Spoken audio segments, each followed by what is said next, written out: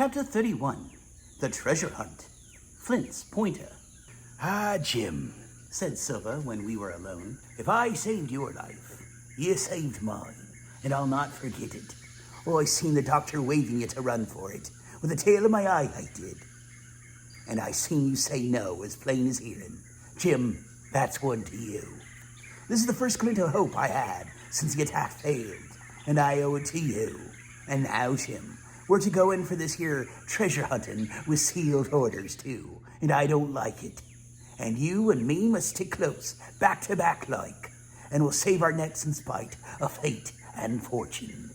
Just then, a man hailed us from the fire that breakfast was ready. We were soon seated, here and there, about the sand over biscuit and fried junk. They had lit a fire fit to roast an ox, and it was now grown so hot that they could only approach it from the windward. And even there, not without precaution.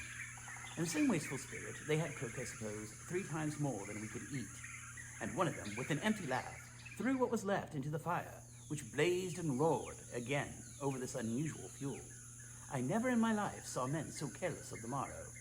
Hand to mouth is the only word that can describe their way of doing. And what with wasted food and sleeping centuries, though they were bold enough for a brush to be done with it, I could see their entire unfitness for anything like a prolonged campaign. Even Silver, eating away with Captain Flint upon his shoulder, had not a word of blame for their recklessness. And this the more surprised me, for I thought he had never shown himself so cunning as he did then.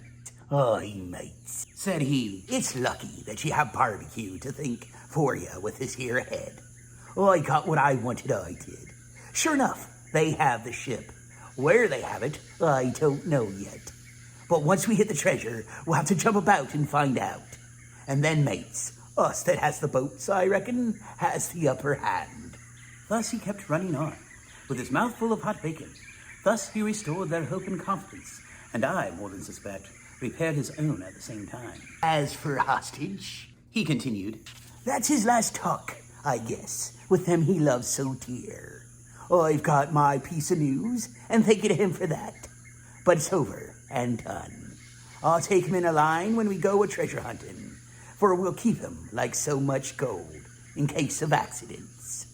Mark you. And in the meantime, once we get the ship and treasure both, and we're off to sea like jolly companions, why then we'll talk Mr. Hawkins over and have him join our side. We will, and we'll give him his share to be sure, for all his kindness." It was no wonder the men were in a good humor now. For my part, I was horribly cast down. Should the scheme he had now sketched prove feasible, Silver, already doubly a traitor, would not hesitate to adopt it. He had still a foot in either camp, and there was no doubt he would prefer wealth and freedom with the pirates to a bare escape from hanging, which was the best he had to hope on our side. Nay, and even if things so fell out that he was forced to keep his faith with Dr. Livesey, even then what danger lay before us? What a moment that would be when the suspicions of his followers turned to certainty, and he and I should have to fight for dear life. He, a cripple, and I, a boy, against 5 strong and active seamen. And to this double apprehension, the mystery that still hung over the behavior of my friends, their unexplained desertion of the stockade, their inexplicable cessation of the chart, or, harder still to understand, the doctor's last warning to Silver, "Look out for squalls when you find it." And you will readily believe how little taste I found in my breakfast, and with how uneasy a heart I set forth behind my captors, on the quest for treasure. We made a curious figure, had anyone been there to see us, all in soiled sailor clothes, and all but me armed to the teeth. Silver had 2 guns slung about him, one before and one behind, besides the great cutlass at his wrist, and a pistol in each pocket of his square-tailed coat. To complete his strange appearance, Captain Flint sat perched upon his shoulder and gabbling odds and ends of purple sea talk.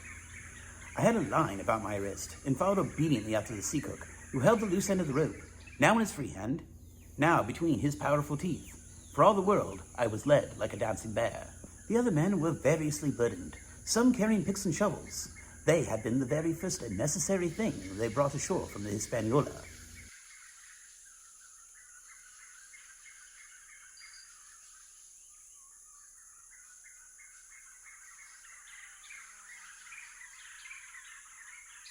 Others laden with pork, bread, and brandy for the midday meal. All the stores, I observed, came from our stock, and I could see the truth of Silver's words the night before. Had he not struck a bargain with the doctor, he and his mutineers, deserted by the ship, must have been driven to subsist on clear water and the proceeds of their hunting. Water would have been of little to their taste. A sailor's not usually a good shot, and besides all that, when they were short of eatables, it was not likely they would be very flush of powder. Well, thus equipped, we all set out, even the fellow with the broken head, and should certainly have kept in shadow, and straggled, one after another, to the beach, where the 2 gigs awaited us. Even these bore traces of the drunken folly of the pirates, one in a broken thwart, and both in a muddy and unbaled condition. Both were to be carried along with us, for the sake of safety, and so, with our numbers divided between them, we set forth upon the bosom of the anchorage. As we pulled over, there was some discussion on the chart. The Red Cross was, of course, far too large to be of a guide, and the terms of the note on the back, as you will hear, admitted of some ambiguity. They ran, the reader may remember, thus: Tall tree, spyglass shoulder, bearing a point to the north of north-northeast. Skeleton Island, east-southeast, and by east, 10 feet. A tall tree was thus the principal mark. Now, right before us, the anchorage was bounded by a plateau from 200 to 300 feet high, adjoining on the north the sloping southern shoulder of the spyglass, and rising again towards the south into the rough, cliffy eminence called the mizzenmast hill. The top of the plateau was dotted thickly with pine trees of varying height. Every here and there, one of a different species rose 40 or 50 feet clear above its neighbors. Which of these was the particular tall tree of Captain Flint could only be decided on the spot, and by the readings of the compass. Yet, although that was the case, every man on board the boat had picked a favorite of his own ere we were halfway over, Long John alone shrugging his shoulders and bidding them wait till they were there. We pulled easily by Silver's directions, not to weary the hands prematurely, and, after quite a long passage, landed at the mouth of the Second River, that which runs down a woody cleft of the spyglass. Thence, bending to our left, we began to ascend the slope towards the plateau. At the first outset, heavy, miry ground and a matted, marish vegetation greatly delayed our progress, but by little and little, the hill began to steepen and become stony underfoot, and the wood to change its character and to grow in a more open order. It was indeed a most pleasant portion of the island that we were now approaching. A heavy scented broom and many flowering shrubs had almost taken the place of grass. Thickets of green nutmeg trees were dotted here and there with the red columns in the broad shadow of the pines, and the first mingled their spice with the aroma of the others. The air besides was fresh and stirring, and this, under the sheer sunbeams, was a wonderful refreshment to our senses. The party spread itself abroad in a fan shape, shouting and leaping to and fro. About the center, and a good way behind the rest, Silver and I followed. I tethered by my rope, he plowing with deep pants among the sliding gravel. From time to time, indeed, I had to lend him a hand, or he must have missed his footing and fallen backward down the hill. We had thus proceeded for about a half mile, and were approaching the brow of the plateau, when the man upon the farthest left began to cry aloud, as if in terror. Shout after shout came from him, and the others began to run in his direction. He can't have found the treasure, Said old Morgan, hurrying past us from the right. for that's a clean stop. Indeed, as we found, when we also reached the spot, it was something very different. At the foot of a pretty big pine, and involved in a green creeper, which had even partly lifted some of the smaller bones, a human skeleton lay, with a few shreds of clothing on the ground. I believe a chill struck, for a moment, to every heart.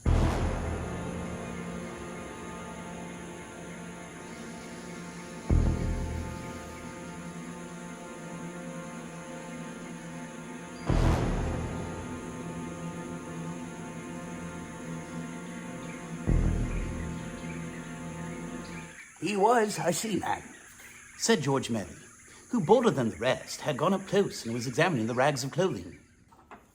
Leastways, this is good sailcloth. Aye, aye. Said Silver. Like enough, you wouldn't look to find a bishop here, I reckon. But what sort of way is that for bones to lie? Tainting nature. Indeed, on second glance it seemed impossible to fancy that the body was in a natural position, but for some disarray, the work, perhaps, of the birds that had fed upon him, or of the slow-growing creeper that had gradually enveloped his remains. The man lay perfectly straight, his feet pointing in one direction, his hands raised above his head like a diver's, pointing directly in the opposite.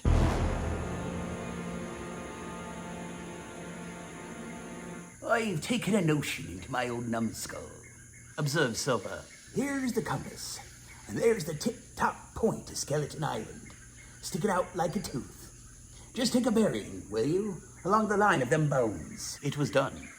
The body pointed straight in the direction of the island, and the compass read, duly, east, southeast, and by east.